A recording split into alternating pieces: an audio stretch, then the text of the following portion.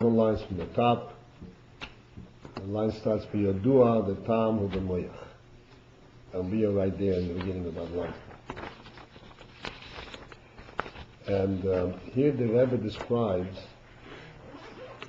the type of his boinanus, the type of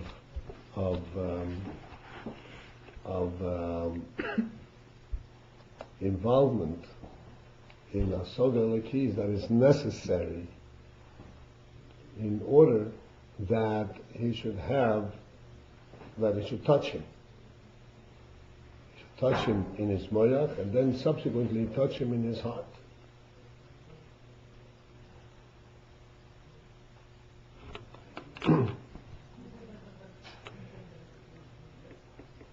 And ultimately he comes to the point where he says that he has to come to such a degree of his points, such a degree of involvement and clarity and full description until he actually begins to taste the inyan in his moyach. That he actually begins to feel the greatness and the beauty of it. This is the pshat Avil his bonus in the moyach brings to his points. As the posuk says, Ta'amu ulu kitev havaya. And you should, that is the line before. You should taste, and then you will see that toiv havaya, that havaya is good. V'yodua, it is known the tam hu b'moyach, that the principle of tam, the experience of tam, is in moyach. K'meisher kosu, as the posuk says, cheich oichel yitem. Cheich means the palate. The what line? The palate, the lips, the palate, the upper part of the mouth. Oichel yitam, he tastes food. It's not the lashon taste the food? Huh? It's not the lashon taste the food? No, the taste of the food is in the cheich, in the palate. Cheich is chanichaim? Yeah, chanichim. That's the palate.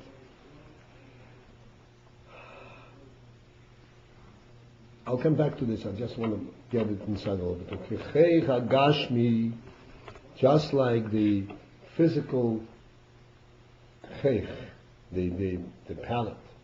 Yitam tam gashmi, tastes a gashmizike taste.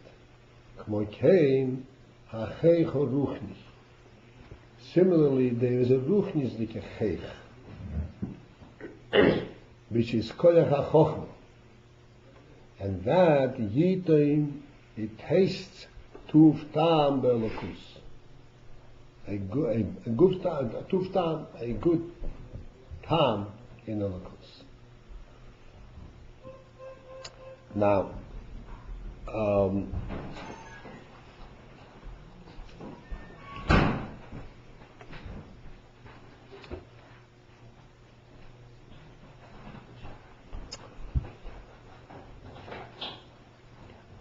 this inyan of having a taste of elokus,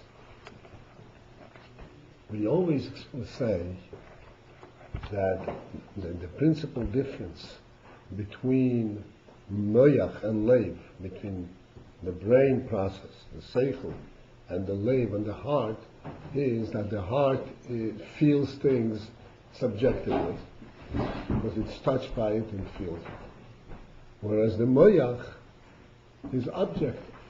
What does it mean? Subjective? Yeah. Subjective means something that touches me directly. specific. It's my thing. Objective means general. Nothing to do with me. It has to do with the truth itself. It's subjective and objective.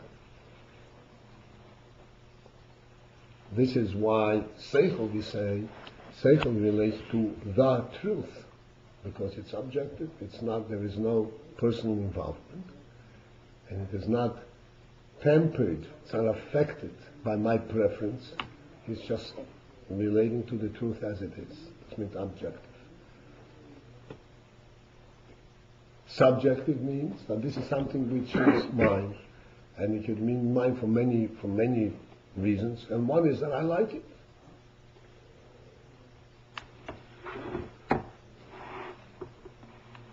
So here we come and say that Tam is in Moyach.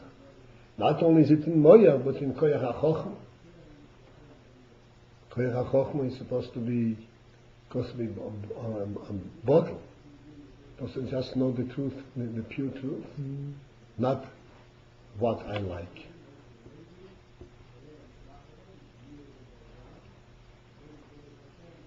Right? And Chochmah is brain at all is not personal involvement. And here we say it's brain is not right. It's not. That's right. Brain, we always say that it's not a personal thing. It's a universal thing. It's not my personal choice. It's the way it is.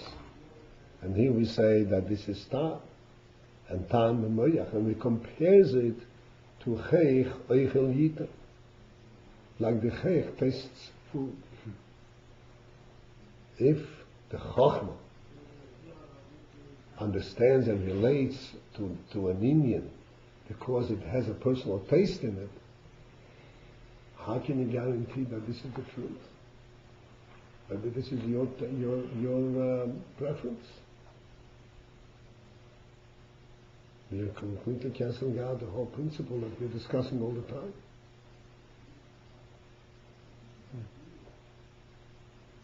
So this is the brain can feel Tam, it's contradiction what we discuss all the time. Right. It would seem, wouldn't it? Yeah, because the taste is how I taste this. If I taste it, that means that you can confuse it with your personal preference. How do we say that this is what Moyach is? Not only Moyach, but it is Chochmah. Chochmah, which is Emes La'amite, which is the truth itself. Why is Chochmah compared to a Cheich? What's the comparison? That's what he says, that just like there is a Cheich Gashmi that tastes Gashmis, there is a Cheich Ruchni, that's the Moyach HaChochmah. Isn't this the interaction between the Seich and Midas? Where we say Midas are like a behemoth, but the Midas of a human being are not really like the Midas of a behemoth. They're Midas as they're affected by Seichel.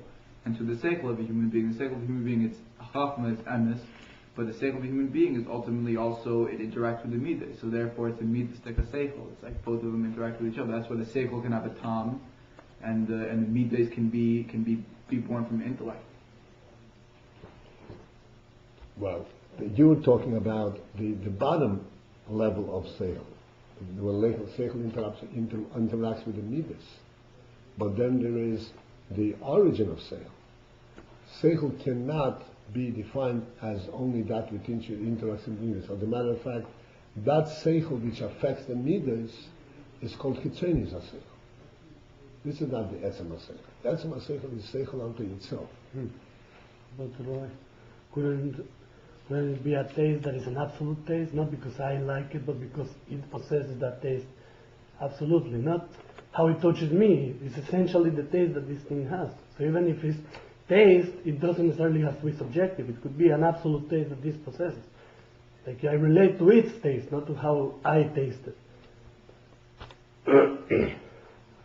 Well, clearly it has to be something like this, okay? Something along these lines, but we have to discuss it more comprehensively, so that we will not be contradicting what we have learned all the time. And why dafke chokhmah? Yes, sir. What is geich mean again? Palate. How?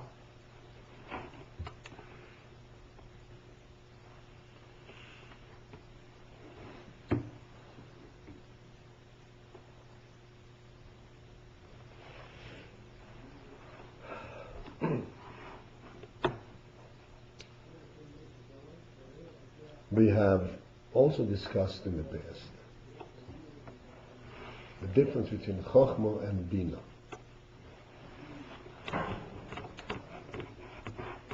And we explained that bina does not relate to does not connect to the essence of the inyan.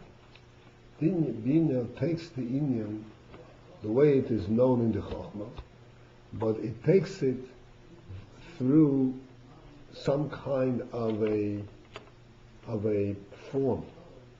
It takes it through some kind of a logical means. That's what bina is. It formulates it.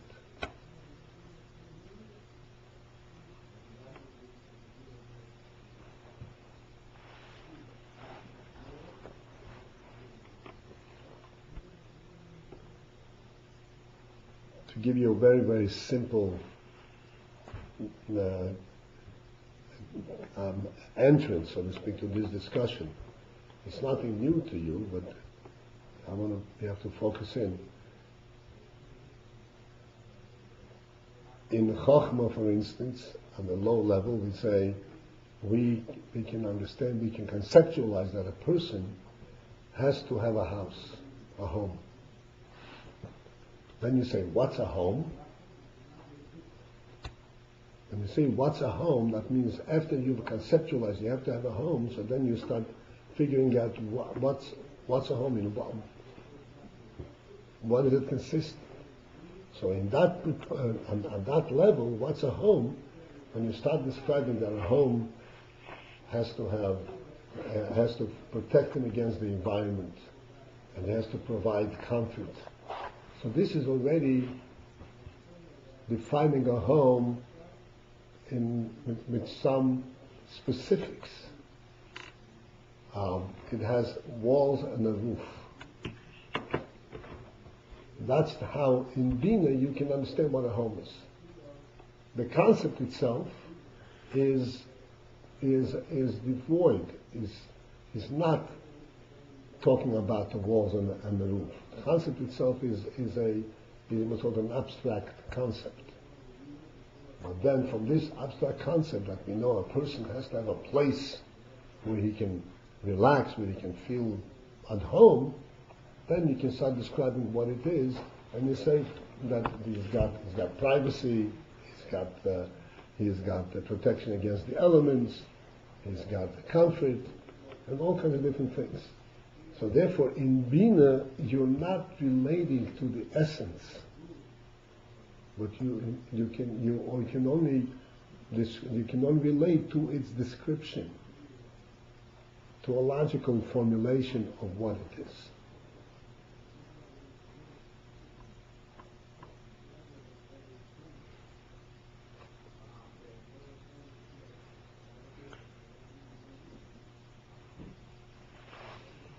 But you can ask like home, but after this you can why he need a home, so you can because he's gonna feel comfortable and he's gonna make his food over there, be not home, no? Right. And that's exactly, here's the point. Here's the point. From the perspective of Chokhmah, perspective of Bina, the home is a different concept. Like you just now said, why does he need a home? Because he can prepare food for himself. He has a place to put his things away, right?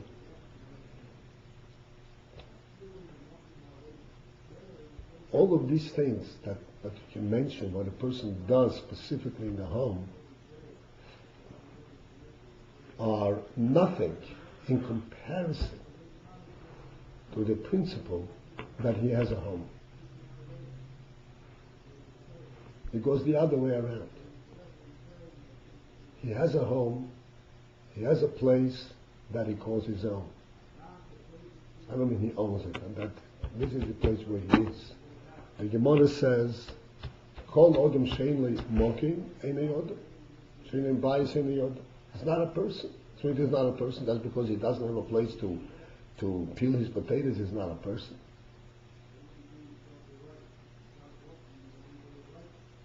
Why is he not a person? Because he doesn't have a place in the world. He can eat, he can sleep in a hotel, and eat in restaurants, but he is no place. Odom is a full-fledged Odom is one who has all of these qualities, plus he has a place in the world, because Odom is part of the world. He was created in the world. And he doesn't have a place in the world, he's not Odom. He can really affect the world in a real way, which we discussed many times before. So you mean to be Adam, he has to own a house or he can rent a house? No, he can rent a house. That's we're not going there. The point, he has a place. He has to have a place that is his, that from where he influences, he makes his imprint on the world. Okay.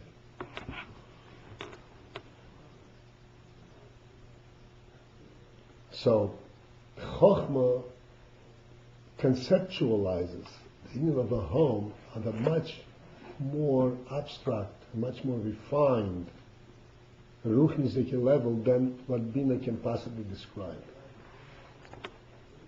So Bina does not really touch the essence. It takes whatever can be described, whatever can be demonstrated.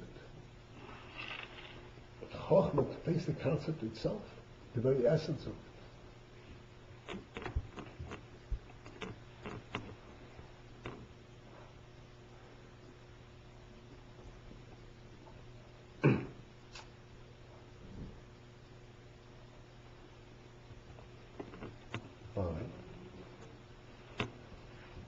We have similarly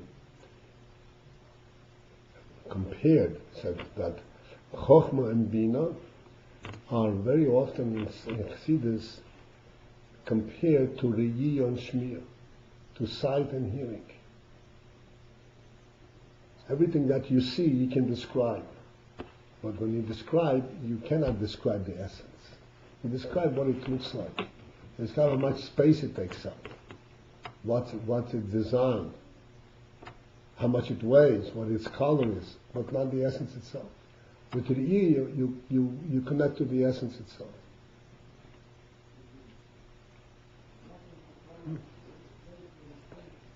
And we have also said, as you will recall, that an additional effect of Re'iyah over Shmiya is that Re'iyah, because it sees the essence, and there are two opposite phenomena there. In Re'iyah, you see the object without ever touching it, like we said many, many times, without any direct contact. In Shmiya and other senses, you do have a contact. Either you touch or you smell or you taste, you come in contact with the object. And yet, the effect of Re'iyah and the effect of contact are not comparable. Re'iyah gives you the reality of the thing itself. Whereas in contact, it is a modified, it's a limited connection to the object. You know the object only the way it feels to your hand, the way it affects you, not the object itself in truth. Shmiya, you come in contact too? Shmiya, you are taking the design of the object. And also the sound of Shmi itself has to contact your ear. Creates the light, what is it? Touch the Huh? creates the light. You see because of light. The light going through the stuff and going Right. ricochet, reflect to the eyes. Right. So that itself, we also discussed many times, that even though there is light, but the effect of light, the effect of everything else, is in different way. Everything affects you at Shmiya, like sound, affects you because of its action, because of its presence. Light doesn't have any presence, doesn't have any weight, doesn't hit. Light simply eliminates darkness. And You told us see. you can't even see light. Huh? You told us you can't see You light. can't even see it. There is no intermediate. When you see the object through light, you don't say, there is something that made me see the object. I see the object. There's no intermediate. Whereas in Shmiya, there is an intermediate. There's a physical contact.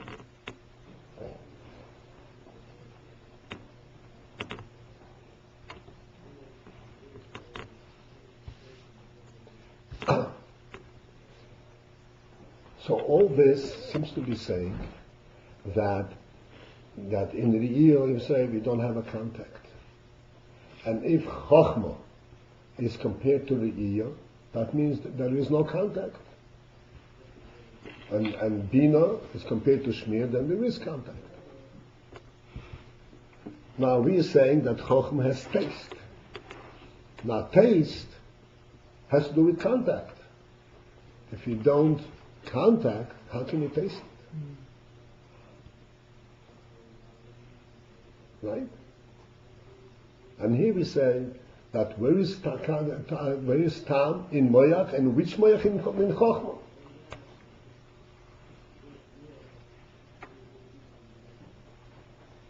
So the question is, how can you compare it to your ear if there's actually contact? No. The question is, well, how can you have Tam without contact? We're not going back to it. How can the way the Seichel works is you define a certain thing, you say, okay, this is conclusive. Now let's go further and see. So if this has no contact, so how do you have taste? This is similar to the concept you mentioned the other day when you mentioned Nasa the Nishma. You said even though understanding is at a level of Chachma, nevertheless it has to be presented in a way that the Seichel can take it. It has to be presented in the guidelines of Seichel. If it's not in the realm of Seichel, so even it's I understand, right? Idea? Yeah, right.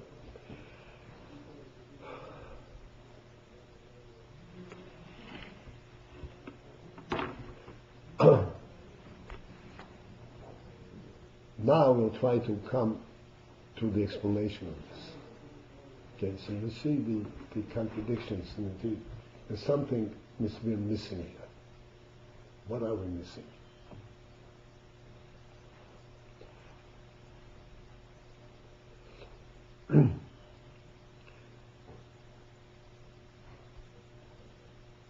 Yes, indeed,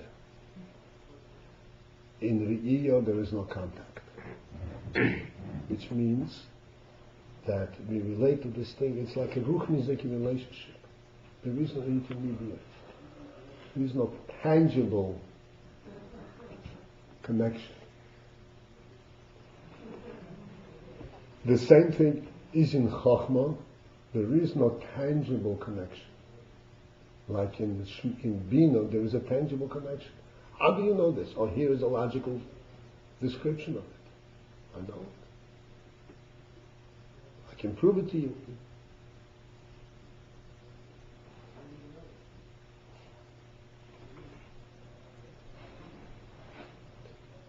And then there is, on the other hand, the fact that there is no tangible connection, like in Shmiya, in Re'iyah, there's no tangible connection.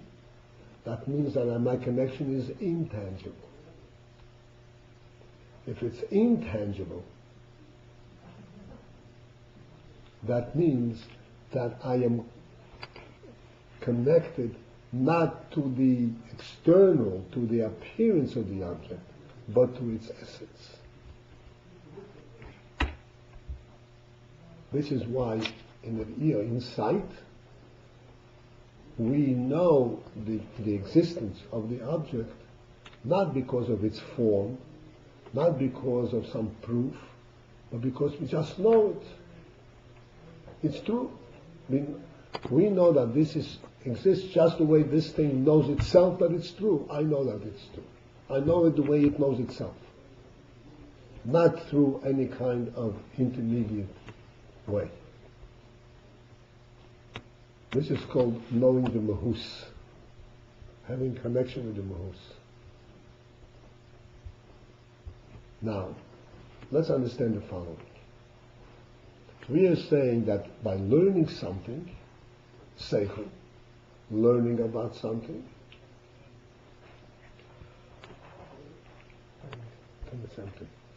learning about something, let me go and get another box. By, You say that when you say touching with intermediary is like the hitzonius of the thing, and when you focusing on the thing itself is the mouse. So hitzonius and mouse is like two parallels? Two opposites. Right. Two opposites? Rabbi, I would think if I see something, I see only the external, you know, like if I look at a person, I don't know what he's thinking when I see him. Like I only see what the way he now acts in front of me. So how is it at sight to see the internal? I don't understand. You see much more than you think. See everything. You don't know what he thinks, but you look in a person's eyes. I mean, you know, and you see that he's alive.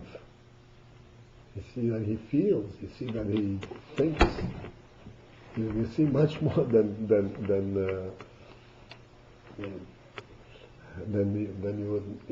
you imagine.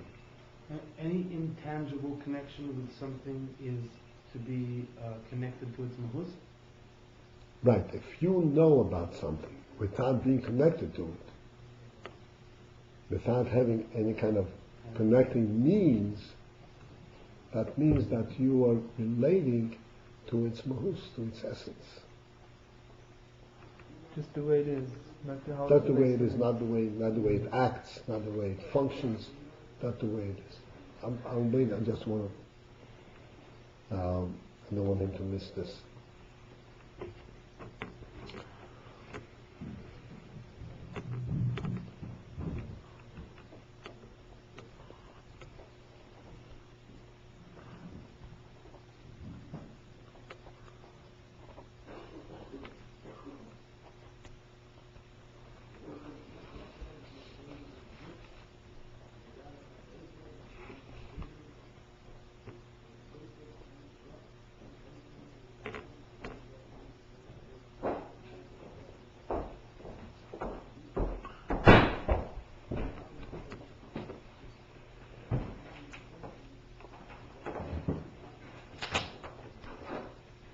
Isn't it when I look in the person, yeah? So I cannot tell about him so much what he's feeling, what he's thinking. But if I hear about him, somebody told me he's like this, like this, like this, I'm gonna know much more about him than I see him. Okay. Let me direct this in. I'll come back to you. Think about the following. We are saying, we learn over here the whole thing. A person would be mizboinen. He learns about something. He learns about Holocaust, learns about Hashem. And he's mizboinen in this thing. And because he's mizboinen in this thing, this has such an effect on him that he becomes mispoiled and becomes personally involved. And it draws him into it completely. He becomes mispoiled in his mind. He becomes excited in his heart. How can something that does not reach me, doesn't touch me, something which I found out from a book, I learned about it, How can it make me excited?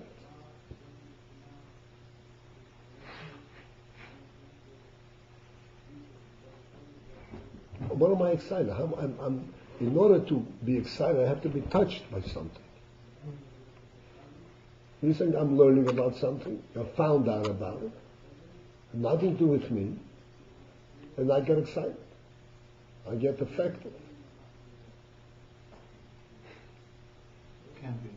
Huh? That doesn't have anything to do with you and that you should get excited about it. Can't. Cannot be, right? We say that it has to relate to you to be excited. So, where does it relate? Where does it relate?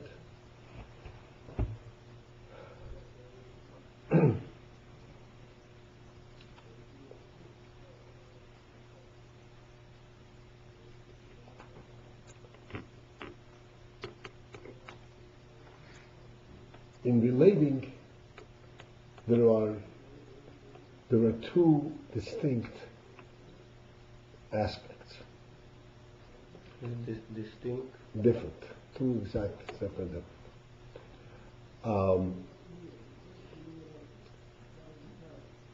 Let's say I have this watch. This watch serves me because it tells me the time. Okay?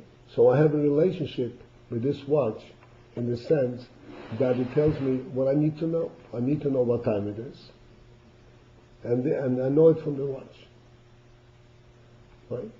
So in that respect, the watch remains separate from me. But I'm getting a benefit. I'm getting use from it.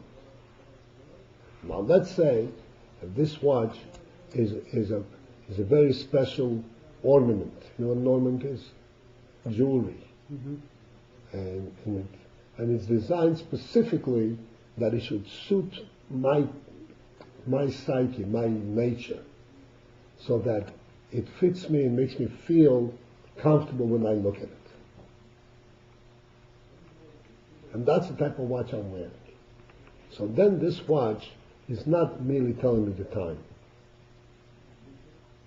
but it's mine. It fits my psyche, feels my nature. This is like hearing, you're saying. No, a second. It fits my nature. Then I have a direct relationship with this watch, not indirect because I have a use from it, but it becomes mine. This is the concept of an ornament, a tachshit. What's a tachshit? There's a garment and there's a tachshit, a beged and a tachshit. You know what a tachshit is, right? Yeah. A beged is a garment, and a beged has a function. The function of a beged is that it should keep you warm and sneezing. A tachshit is something which relates to the person more intimately. Otherwise, you wouldn't wear it. Like you put, like Gemara's Mishnah says, "Nezem zol be'av chazir." You put a gold noseband on a pig. Doesn't make it any beautiful. That's not fit. They don't fit together. It has to fit. A tachshit has to fit. Has to be suited. So a tachshit has a direct relationship with the person, not just in terms of its usage, but because it describes, it connects him, it actually relates to him, and he relates to it. Right? Similarly, in Chochmah, in Seichel. In Seichel there are two distinct levels. There is the logic of the Seichel, which is called the functioning aspect of the Seichel. This is the Bina. This is the Bina. It describes to you what things are and how they are, how big things are, and so forth. Like we said about the house. A house is useful because I can put everything in place, I can peel my potatoes, I can eat my lunch, and so forth. But that does not touch you directly. That gives you a functional relationship.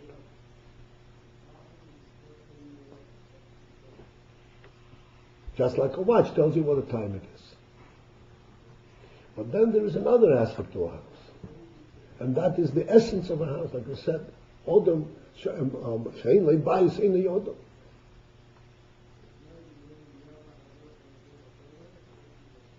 That relates to the essence of the person himself.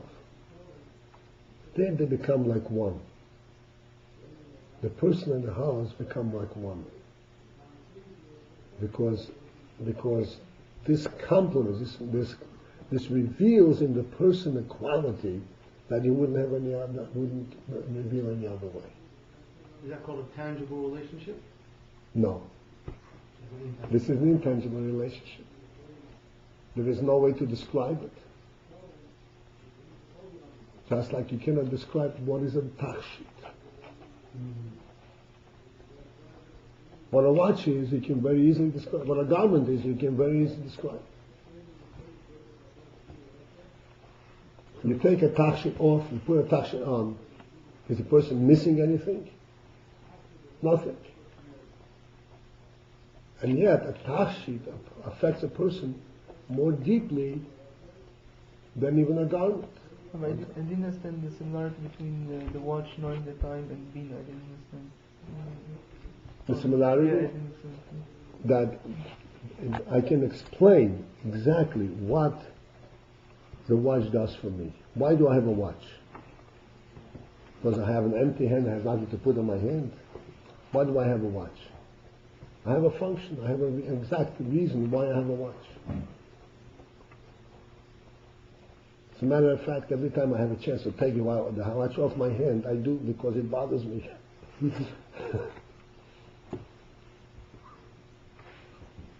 That's why we respect now. All right. Your top sheet watch. It comes out. Okay, so we understand. There's different types, when you talk about relating and touching, different type of touching. Chochmah doesn't touch. Re'iyah doesn't touch. But what does it touch? The Chitzonius is not touching. Its function doesn't touch. But it touches on a much deeper level. It touches on an intangible level. It touches essence to essence. And this is how it happens that through the process of seichel, one can really be very deeply affected. Because even though this is seichel, I'm learning about something, but I'm learning about something not just at the level of bina. I'm learning about something at the level of chochmah, which means there I become one with this inyan. Not through any kind of touch, not through any kind of tangible touch, through some kind of a functional reason, but essence to essence, an intangible connection. An intangible connection means that I'm in essence one with it. It fits me. This is the way I think. This is the reality, the way I see it. And then it can really affect me because it becomes mine. It becomes me. Just like in Re'iyah, in sight, there is nothing tangible between me and the object, and yet the object is more real to me than anything else. Because it becomes part of my own sight.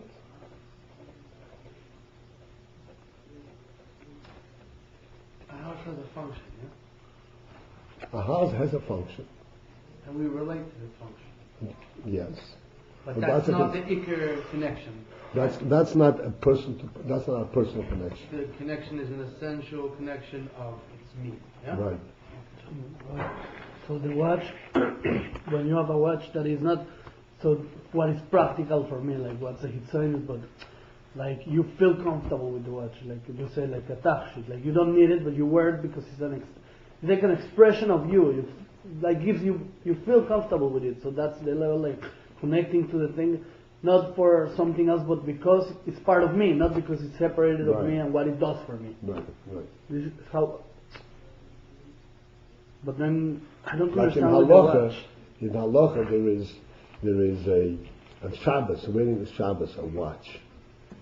So to wear Shabbos a watch, so the din is that a woman is allowed to and a man is not, because to a man it's a functional thing. He's allowed to wear it. It's a masa. To a woman, this is a tachshit, and she's allowed to wear a tachshit. But we say the tachshit is more connected to chokhmah, and the Right. woman is bina, no? Man is chokhmah. Nah. We should like that. So okay. So we have now identified. We have now understood that this not touching means that it doesn't touch externally. And if you know something without touching externally, that means that you know it at a much more essential level. You know it through its ruchnius rather than through its gashmius. In Bina, you know things through its gashmius, relatively speaking. In Chochmah, you know things through its ruchnius, through its neshama. And it connects directly to your Chochmah. And there, this is called a direct connect. Just like when you taste food. You taste food not by knowing that it has a taste. You taste food when you actually taste it, when you connect to the taste itself. The same thing is in Chochmah. In Bina you don't taste. Why? Because Bina knows about, doesn't know the essence, knows about it. So you don't really connect to the essence. Chochmah doesn't know anything about it, but it knows the essence. It connects directly to the essence. And that's why to taste the inyan, the taste of the kuz is in Chochmah. Because of the quality of Chochmah, this is why a person is essentially guided by Seichel.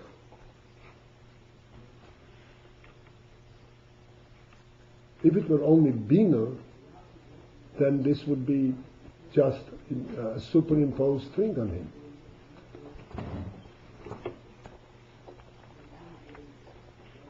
It wouldn't be something that he himself is relating to. If one knows that you should not touch hot fire because he can get burned, that's not chokhmah. That even an animal knows. Where is the real inyan of seichel? The inyan of seichel is that you know something, not because of any reasons. You know the essence of the thing. Like we always say, that a person eats with a spoon rather than put his face into the plate, not because of any reason. You can have multiple reasons. It's more convenient, it doesn't get you dirty, but that's not the real reason. The real reason is because that's the way a human being is. Which is the chokhmah aspect of this phenomenon. Which defies reason, it goes beyond reason. This is something which he connects directly through its ruchnius, through essence to essence. And this is where he really feels the taste of it. In other words, a person eats with a spoon, and just because the spoon feeds him without getting dirty, he does not feel especially human.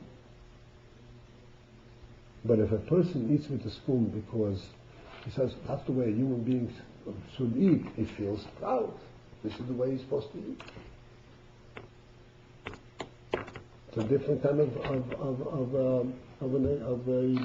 a reaction. If you tell a child, we are all beyond that, but when you tell a child, eat with a spoon, and the child understands you. At that moment, the reason he understands him, what the child feels at that moment is, I'm a mensch. He sees that this is a mensch. This is how you develop, so to speak, slowly a sense of what a human being is. Pride, and decency. And seichel.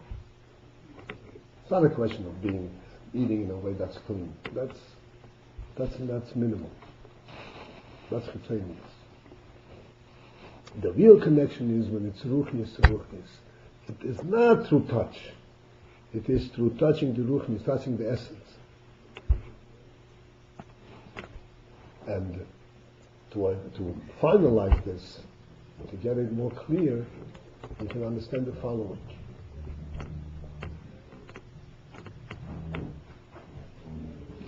That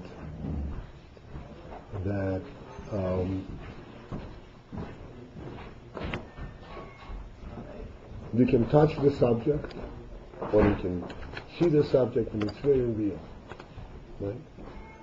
But your little toe that is currently in your shoe and in the sock, and you're not even looking at it, you are much more clearly aware of that toe than of this watch. Than of this watch. Because you're looking at it.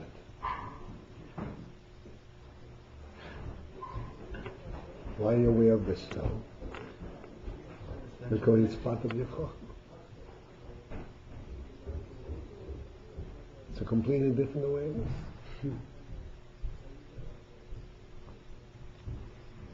It's such an awareness, you're not even aware that you're aware of it.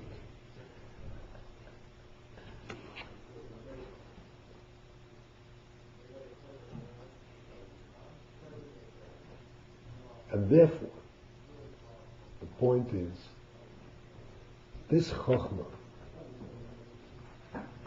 this very special koyach HaChokhmah that we have, where we actually can connect and relate and connect and unite with the seichel itself, with the Elokus.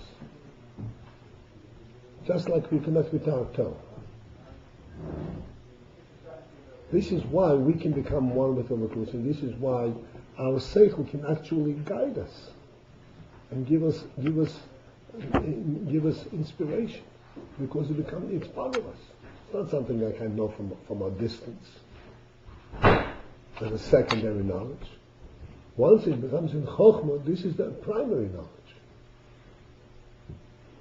A goy has such awareness too, no? A goy has such awareness too, but not in the same way as a yid. Because a yid, goes into the level of emunah, and that's part of his soul completely. A goy can get to it through logic. Then he has something above that also. But not emunah mitzad. It comes from inside out. Does that mean that his awareness of his own body is different? No. We're talking about ruchnis. It's not a good. No. This is only a muscle. This is only a muscle. Okay, and just want to conclude, and this is what I'm trying to say. Tam is b'moyach, and cheich oichel yita. Cheich tastes the food. And the taste, is extracted from the food because it's actually in your mouth. And the same thing is in Chochmah. The seichel is the taste of the seichel is extracted from the seichel because it is really part of the moyach.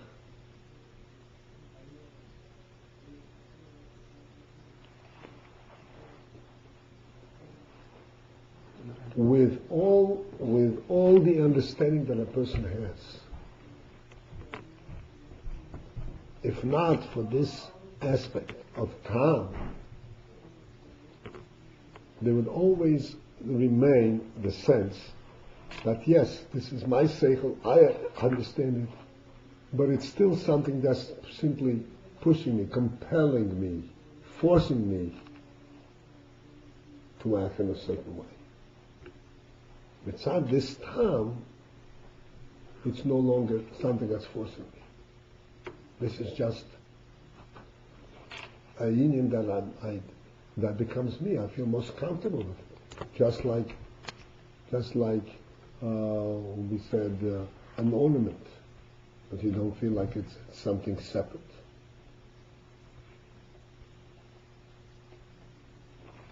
Because it becomes part of me. And why it's called in the name of Tam? Because Tam you only feel when it's inside you? Yeah. Two things in Tam. Tam you feel only when it's inside you. And Tam you only feel if it fits your nature perfectly. Because some food animals like, and human being gonna see. That's right. That's right. This is what there is that the Seichel Eliki is in Chochmah feels the Tam of the Lakus.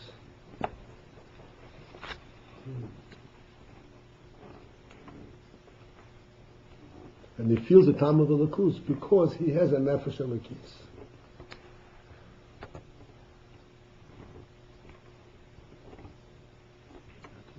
And that's why it's a style.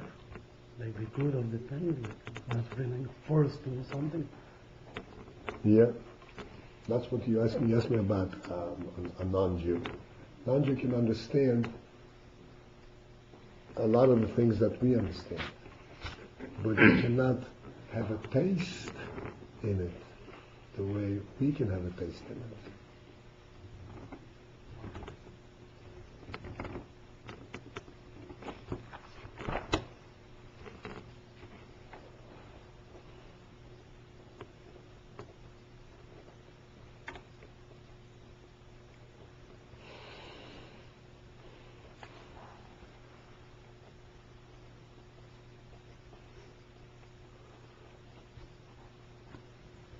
This is what he says, Chaycho Ruchni. Okay, listen. Chaycho, you have it? My Chaycho Ruchni. You ever have the place? Yeah? Yeah. Chaycho Ruchni. The spiritual palate, which is Koyach HaChochma. Because Koyach HaChochma does not relate to things through their function, to their external format, but it relates to things directly to the essence. Therefore it's called Chech. Yitem Tuv Tam Belakus. He actually tastes the Tuv Tam, the good Tam of Belakus. Vehu, and that occurs. When is that? When does he feel the Tuf Tam of Elokus? Kasher Yizboin in Heit Bigdula Sein Soy. When he reflects, he is Mizboin and he contemplates well. Well means be detailed and in depth. Bigdula Sein Soy, the greatness of Ein Soy. K'moi Shemufla Umeruma Meho'elams. He contemplates the greatness of Ein Sof as from the perspective that Ein Sof is removed and above oilams of worlds. Okay, what is this tell us? Mufla Merumah Me'elams. When you speak about Elokus, as Elokus creates worlds, this is like the functional aspect of Elokus. This is not the essence of Elokus. And therefore it doesn't touch the Chokhmah. You're relating to it, so to speak, through its tangible aspect. And as long as it's tangible, it's separate from you. Doesn't melt into you. When you talk about Muflo Meruma Miyelamis, then it melts into you.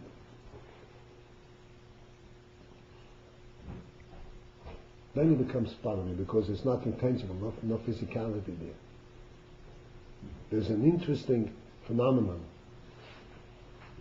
that gives us a perspective on this relationship, how a seichel becomes one with the brain.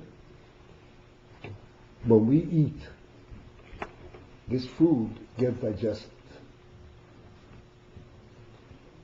First we chew it up, and it gets mixed with the saliva and the food. Just when we chew it up, it becomes a completely different texture. By the time we swallow it, you couldn't even tell that it's the same food. Then it goes through the entire digestive system. And in the digestive system, it breaks the food up into particles, and then into smaller particles, and then even smaller particles, and then it kind of takes it apart chemically,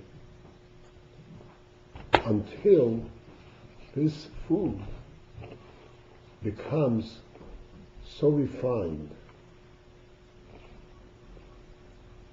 so intangible, that it can actually go through the membrane of the blood vessel. Like this, as we're reading, it goes through the pipes, right, to the food pipe. Food pipe, so it goes through.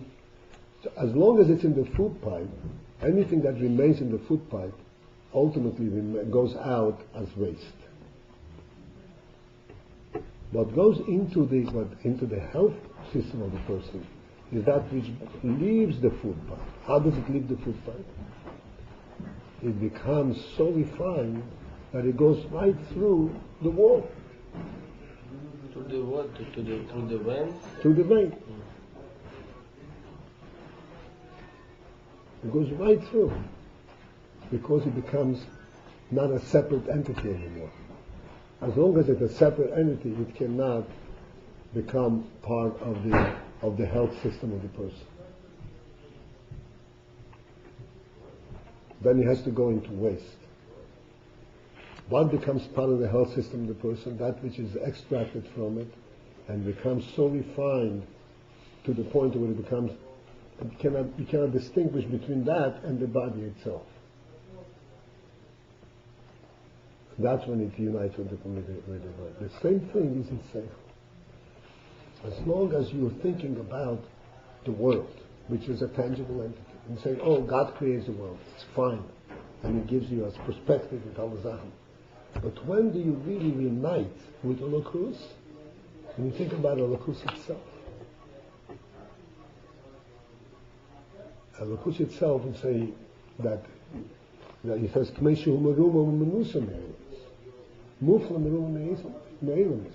which means it loses at this point all tangibility, all metzius, all definition.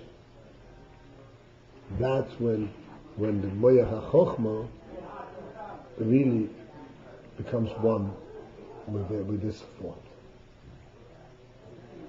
That's when you exclusively know it in Chochma, because there's nothing there to define. You can't define it in Bina. You don't know anything about it. And there's nothing to be known.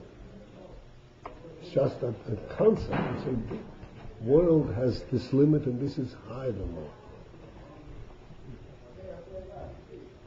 This is the real concept that is conceptualized, the true concept that is conceptualized in the human brain, and the Chochmah is this knowledge.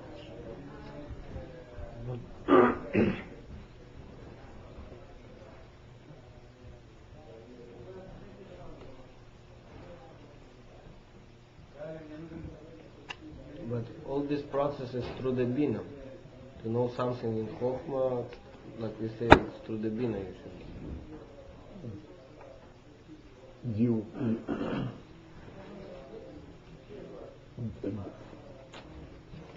To the Bina, you can, the Hisbonenus is a process. So to the Bina you begin to delve into it. But ultimately you have to reach into the Chokhmah itself. In the end. Into the concept itself. When you are misboinen in this inyan, shemuflo meruma min ha'elemis, once you reach the point and say, Rebbe creates the world and so forth, but then you realize that actually this is only external, but this is not the real in the Elokus. And you begin to understand that the Elokus itself, you want to connect to the Elokus itself, that this is higher than world, then the Bina brings you back to the Chokhmah. So the beginning of the process, I take the Chokhmah, which I don't know nothing. It's like Chokhmah, I don't know nothing. With Bina, I working, and put back in the Chokhmah, but I understand that. But now I understand, exactly.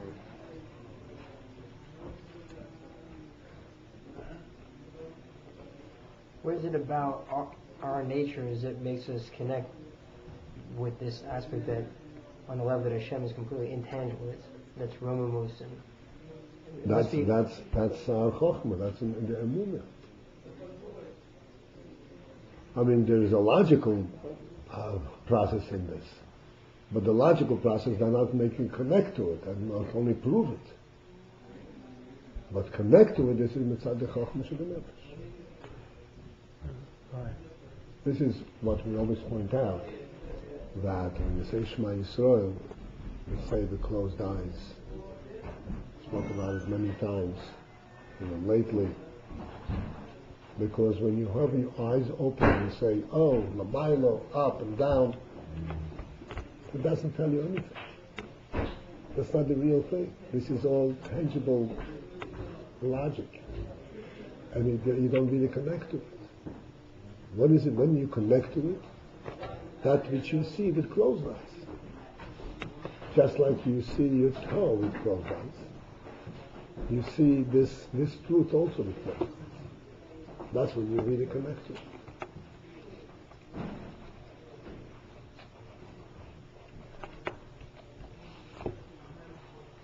How are you? I'm okay. Having a sinus problem. We had you in mind, so that's how you came there. I was raised up. Yeah, I have a question. Huh? Yeah, somebody. I have a question. How can we be misbinding on Hashem being beyond the worlds by knowing by being able to realize how big the godliness in the world is, and then imagine. In his bonus we are alluding to it and we are coming to it clearly. In his bonus there are two things. He can be misbinding in the people of the world, and the world is nothing. And then he can be misbinding what Hashem is. This Indian talking about what is Hashem. And Mizboinen in the greatness of Hashem, not in order to know the greatness of the world, but to know the greatness of Hashem himself. And a person can connect to Hashem as such. Normally we know Hashem only by proof, because we don't see Hashem, we only see the world. We only see the world, we don't see Hashem. But deep down in our mind, this inyan that the world proves to us that there is Hashem, that's only an external thing. Deep down in our mind, we don't need proof. We know that there is only Hashem. The proof is only an external. In the Bina we need proof. In our Chokhmah we don't need proof. In our Chokhmah we know it directly. And from that Chokhmah we get this Hisbonenus of Hashem himself. Not through the proof, external proof. Right, isn't it this Hisbonenus? You say always Hisbonenus means to take it apart. And if the only thing I can relate to in detail is the world, because that's my reality, I have to do is boinenus, is something in the greatness of God, not as He relates to the world, which is chokhmah. But chokhmah is not beinah, so how can I do is boinenus on that? Like there's nowhere I can hold to. I can hold to see the world and imagine how greater than the world God is. That in the chokhmah, you also know that Hashem creates the world, but you know it directly, not indirectly through the world. And this direct knowledge is what leads you to then be able to be misboined in the inyan of Alakusis. But it's automatic, it's not avoidable. No, it's not automatic. The seichel proceeds along these lines. That's what I don't understand. If it's not automatic, it means that I'm going step by step. But Chokhmah, there's no step by step. It's the thing itself. No. I don't No. know. Chokhmah itself is not step by step, but how you reach it. You have a concept. How do you reach to that concept? It's step by step. Once you get to the point,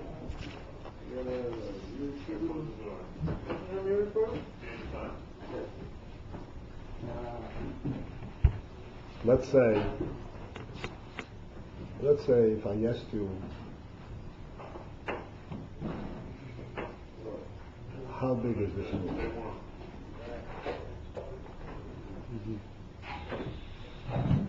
Right? How big is this room? What? How big is this room?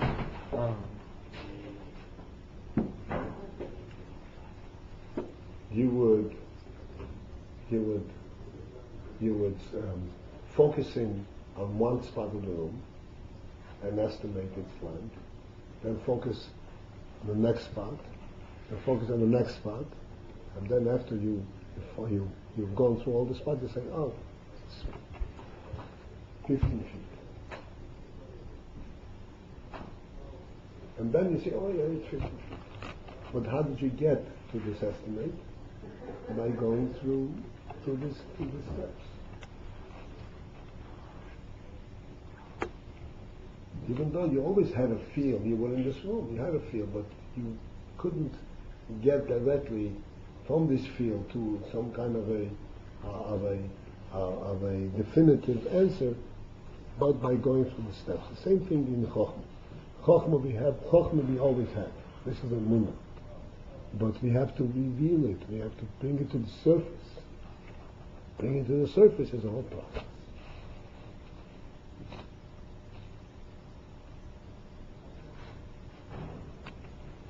Like for instance, we have a munah that Rebbe created the world. But one way to reveal that munah, this we don't think about it. But one way to reveal that munah is for a moment to think, can I think of the world that it wasn't created? If I think that the world wasn't created, then by the way, it doesn't make any sense. And that's when we reveal the emunah. So we reveal the emunah by looking at it from the opposite side. Even though the emunah was always there, but we don't come in contact with it. This is called Yisrael Ha'oyer Mitech HaChoshech.